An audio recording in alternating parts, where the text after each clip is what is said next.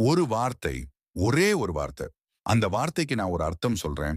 நீங்க ஒரு அர்த்தம் சொல்றீங்க. போலீஸ் ஒரு அர்த்தம் சொல்றாங்க.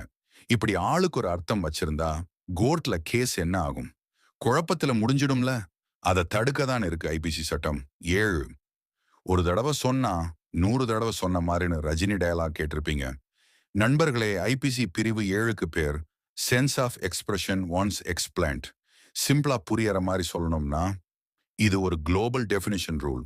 நம்ம ஸ்கூல்ல மேத்ஸ் போடும்போது மேல எக்ஸ் 10 அப்படின்னு ஒரு தடவை எழுதிட்டா அந்த கணக்கு முடியற வரைக்கும் எங்கெல்லாம் எக்ஸ் வருதோ அங்கெல்லாம் அதோட மதிப்பு 10 தானே. இடத்துக்கு ஏத்த மாதிரி எக்ஸ் வேல்யூ மாறாதுல. அதே கான்செப்ட் தான் இங்கேயும்.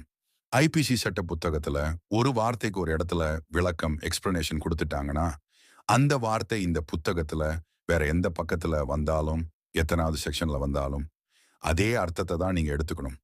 உதாரணத்துக்கு பப்ளிக் சர்வெண்ட், அரசு ஊழியர் ஒரு வார்த்தையை ஐபிசி செக்ஷன் 21ல டிஃபைன் பண்ணியிருப்பாங்க. அந்த வார்த்தை செக்ஷன் 100ல வந்தாலும் சரி, செக்ஷன் 300ல வந்தாலும் சரி, அதே விளக்கத்தை தான் அங்கேயும் பொருத்தணும். இல்ல சார், அந்த பேஜ்ல வேற அர்த்தம், இந்த பேஜ்ல வேற அர்த்தம்னு மாத்தி மாத்தி பேச முடியாது.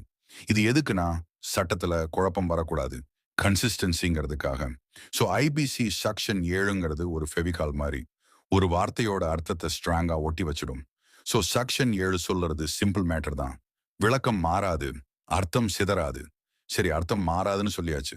ஆனா சட்டம் அவன்னு ஒரு வார்த்தையை அடிக்கடி யூஸ் பண்ணுது. அவன் திருடினான், அவன் கொலை பண்ணான்னு சட்டத்துல எழுதியிருக்கு. அப்போ ஒரு பொண்ணு கொலை பண்ணா சட்டத்துல அவன்னு தான் சொல்லியிருக்கு. நான் அவ, சோ எனக்கு தண்டனை கிடையாதுன்னு அந்த பொண்ணு தப்பிக்க முடியுமா? ஹீங்கிற வார்த்தை ஆம்பளைக்கு மட்டுமா இல்ல பொம்பளைக்கும் சேருமா?